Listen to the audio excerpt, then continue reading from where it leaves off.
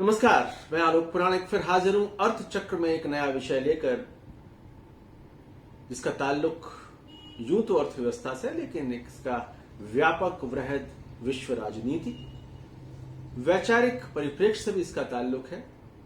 कोविड-19 बनाम वैश्वीकरण, कोरोना बनाम वैश्वीकरण, कोरोना बनाम ग्लोबलाइजेशन। ये सवाल उठ रहे हैं कि क्या कोरोना ने ग्लोबलाइजेशन को मंदा कर दिया है, इसकी गति पे ब्रेक लगा दिया है, या कोरोना के बाद अब ग्लोबलाइजेशन खतरे में है। यह हमको संदर्भ समझना चाहिए। आप अगर याद करें, भारतीय प्रधानमंत्री नरेंद्र मोदी ने आत्मनिर्भर भारत एक पैकेज, एक नारे की घोषणा की। उनका संकेत बहुत साफ था कि हमको आत्मनिर्भर होना है, स्वदेशी को हमें जगह देनी है, स्वदेशी को हमें बढ़ाना है। आत्मनिर्भर भारत बनाम ग्लोबलाइज भारत, आत्मनिर्भर देश बनाम ग्लोबलाइज देश, ये दोनों परस्पर एक विपरीत किस्म की विचारधाराएं हैं। लंबे समय तक अमेरिका इस बात की वकालत करता रहा कि ट्रेड में, इकोनॉमी में खुलापन होना चाहिए, ओपननेस होनी चाहिए।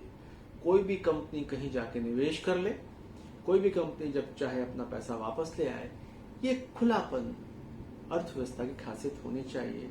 इसको ग्लोबलाइजेशन, वैश्वीकरण, विश्व एक ग्लोबल गांव है, इस आशय की कई बातें हम सालों से सुनते आ रहे हैं। अचानक अब उस गांव में अलग अलग खेमे बन गए हैं। अमेरिका कह रहा है कि नहीं, हम चीन की कंपनियों को अपने यहाँ काम नहीं करने देंगे, चीन की कंपनियों को अपने शेयर मार्केट में काम नहीं करने देंगे।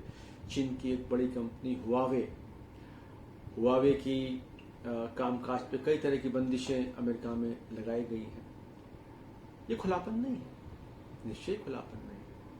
राष्ट्रीय सुरक्षा के नाम पर ये सारी बंदिशें अमेरिका लगा रहा है। भारतीय प्रधानमंत्री आत्मनिर्भर भारत की बात कर रहे हैं। अचानक से ये क्या हो गया कोविड-19 के बाद कि वैश्वीकरण के खिलाफ एक मुहिम जैसा पूरी दुनिया में हम देख रहे हैं। इसकी कुछ ठोस आर्थिक वजह है और इसके गंभीर आर्थिक परिणाम होंगे जो आने वाले सालों में हम देखेंगे। कोविड-19 का प्रकोप कुछ समय में, कुछ महीनों में, कुछ सालों में धीमा हो जाएगा, लेकिन कोविड-19 जो विश्व की अर्थव्यवस्था में बुनियादी तौर पर बदलाव छोड़कर ये महामारी जाएगी, उसके आने वाले कई दशकों तक असर महसूस किए जाएंगे। असर नंबर 1 ये है कि हर देश अब खुलेपन के बजाय लोकलाइजेशन यानी आत्म केंद्रित होने की ओर उन्मुख हो रहा है, और ऐसा बहुत साफ तौर पर हो रहा है। जब प्रधानमंत्री मोदी कहते हैं आत्मनिर्भर भारत, तो कहीं ना कहीं इससे ध्वनि उठती है कि हम अपनी जरूरत भर का सामान खुद बनाएंगे। इसके पहले एक तर्क था कि अपनी जरूरत भर का सामान क्यों बनाना, विश्व में जो चीज जहां से सस्ती मिलती हो वहां से ले आओ। बल्कि कुछ अर्थशास्त्री तो ये तर्क भी दिया करते थे कि गेहूं, चावल जैसी अनाज को भी उपजाने में क्यों बहुत मेहनत करनी, विश्व भर में मार्केट में जहां सस्ता मिले वहां से ले आओ। एक कंसेप्ट ऑफ ग्लोबलाइजेशन था कि जो चीज जहां सस्ती है, जो चीज जहां एफिशिएंटली बनाई जा सकती है, वहां बनाई जाए और अपने यहाँ लेके आई जाए, हमें सस्ता मिलेगा और बढ़िया मिलेगा। लेकिन कोविड-19 ने किया ये रेखांकित कर दिया कि ये दुनिया वैश्विक गांव नहीं है। ये दुनिया आज भी राष्ट्रों में बटा हुआ एक ऐसा प्लेनेट है, ऐसा ग्रह है, जहां राष्ट्रीय सीमाएं मूलतः तय करते हैं कि नीतियां कैसे बनेंगी। कोविड-19 के बाद चीन में बहुत सारी कंपनियों का कारोबार ठप हुआ। उसका असर भारत में दवा कंपनियों के कारोबार पे पड़ा, विश्व में मोबाइल कंपनियों के कारोबार पे पड़ा। यानी एक देश ठप होता है तो उस देश का कारोबार ठप होता है, तो उसका इम्पैक्ट पूरे विश्व में पड़ता है। अमेरिका की एप्पल कंपनी अपना फोन नहीं बेच सकती अगर उसका चीन स्थित प्लांट काम नहीं कर रहा। यानी कि ग्लोबलाइजेशन कहीं ना कहीं कंपनी के कारोबार के लिए घातक भी है। अब सवाल ये है कि क्या किया जाए, आप कितना आत्मनिर्भर हो सकते हैं, कैसे आत्मनिर्भर हो सकते हैं, आत्मनिर्भरता की सीमाएं क्या होंगी, ये सोचना पड़ेगा। मैं कुछ कंक्रीट उदाहरण आपके सामने देता हूं। जब हम कहते हैं कि भारत में स्वदेशी की बात होनी चाहिए, हमें सिर्फ उन कंपनियों के प्रोडक्ट लेने चाहिए जो कंपनियां भारतीय हैं। भारतीय से क्या आशय, क्या अगर ओप्पो कंपनी, एमआई कंपनी जो मूलतः चाइनीज कंपनी है, ये अपने प्लांट जो नोएडा में है या किसी और भारतीय शहर में, ये अगर भारत में मेड इन चाइना मोबाइल बेचें, तो क्या हम इसको भारतीय मोबाइल माने? एक तर्क उठता है, नहीं, ये भारतीय मोबाइल नहीं है, ये चाइनीज मोबाइल है, क्योंकि कंपनी चाइनीज है। तो कंपनी चाइनीज है, निर्माण भारत में हो रहा है, तो हम माने या ना माने, बड़ा सवाल है। एक वर्ग का कहना है कि नहीं, बिल्कुल नहीं मानेंगे, कंपनी भी भारतीय हो, निर्माण भी भारतीय हो। अब आप थोड़ा तर्क के स्तर पर इसको देखें कि भारत के 10 स्मार्टफोन में से 7 चाइनीज हैं। एमआई सबसे बड़ा ब्रांड है। एमआई, ओप्पो, वाईवो जो आपको दिखाई पड़ते हैं वो सब चाइनीज हैं। और अगर आप हटे चाइनीज से तो सैमसंग, एलजी, कोरिया, भारत के ब्रांड्स आपको नहीं मिलेंगे। अब हम क्या करें? अब सवाल उठता है कि या तो आप मोबाइल का चलाना छोड़ दें या भारतीय ऐसी कंपनियों को विकसित करें जो कंपनी भारतीय हो और भारत में बनाए। ये मूल सवाल है, भारत में बनाए। तो एक वर्ग का कहना ये कि भाई भारत में बनाए, इतना भर तो आप मान लें, वो कंपनी चीन की हो, अमेरिका की हो, भारत में बना रही है तो हम उसको स्वदेशी की उदारीकृत अवधारणा में समायोजित कर सकते हैं। लेकिन एक वर्ग कह सकता है कि नहीं भाई, बिल्कुल ही नहीं, कंपनी भारतीय हो और मेक इन इंडिया हो। ये डिबेट्स पैदा हो रही हैं।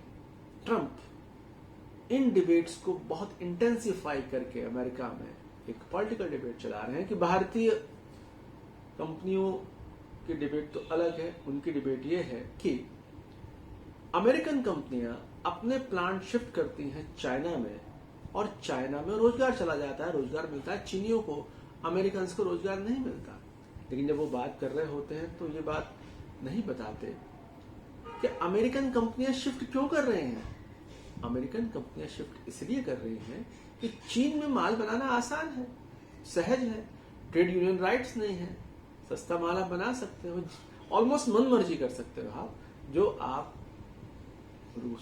आप यूएस में नहीं कर सकते। यूएस में आपके मजदूर महंगे हैं, बहुत सारी चीजें महंगी हैं, तो आप क्या महंगा बनाना अफोर्ड कर सकते हो, महंगा बेचना अफोर्ड कर सकते हो।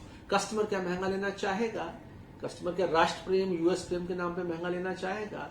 यहाँ एक डिबेट उठती है कि आप अगर वैश्वीकरण से मुंह मोड़ रहे हो, यानी कि किसी विदेश में एक सस्ती सेवा, सस्ती वस्तु बनाने का जो मौका उपलब्ध है उसे ना लेकर आप अपने देश में महंगा काम करने के लिए तैयार हो, तो क्या कस्टमर के साथ अन्याय नहीं है? ये एक प्रश्न है। हमारा उद्देश्य इस प्रोग्राम में कुछ गंभीर प्रश्न रखने का है। फैसले तो नीतिगत आधारों पर होंगे, लेकिन ये वैश्वीकरण की डिबेट एक पूरे नए सिरे से अब चल रही है और इसमें बहुत साफ तौर पे बहुत देशों को समझ में आ गया है कि अब आपको अपनी न्यूनतम आत्मनिर्भरता लानी पड़ेगी। वो मोबाइल की फैक्ट्री हो, वो दवा की फैक्ट्री हो, किसी एक देश पे आप बहुत निर्भर नहीं रह सकते। तो 90s की जो दशक था वो एक तौर पे ग्लोबलाइजेशन का दशक था। 2020 से 2030 का दशक है, ये मोटे तौर पर एंटी ग्लोबलाइजेशन का दशक होने की संभावना है। कोरोना वैश्वीकरण के गति को न सिर्फ मंद करेगा, एक तरह से इसको अवरुद्ध करेगा, क्योंकि इसके बाद तमाम देश तमाम वजहों से बहुत कॉन्शियस हो गए हैं। बहुत डर का माहौल है कि हमारी कंपनी अगर चीन में है, बड़े देशों में खास तौर पर, तो वहाँ उत्पादन अवरुद्ध होने से हमारा सारा की सारा बिजनेस ठप हो जाएगा। तो कुल मिला के आने वाले कुछ महीने वैश्वीकरण की डिबेट में जाएंगे। कोरोना ने सिर्फ बीमारी नहीं दी है, एक नई डिबेट को जन्म दिया है। और 2025 के आसपास आप देखेंगे ग्लोबलाइजेशन का चेहरा, ग्लोबलाइजेशन की सूरत ठीक वैसी नहीं होगी जैसी आज है, और इसमें कोरोना का एक महत्वपूर्ण रोल होगा। नमस्कार, धन्यवाद। ये आपसे एक रिक्वेस्ट है कि आप हमारे चैनल को सब्सक्राइब करें, अपने फ्रेंड्स को बताएं, खासतौर पर जो हिंदी माध्यम से सिविल सर्विसेज की तैयारी कर रहे हैं।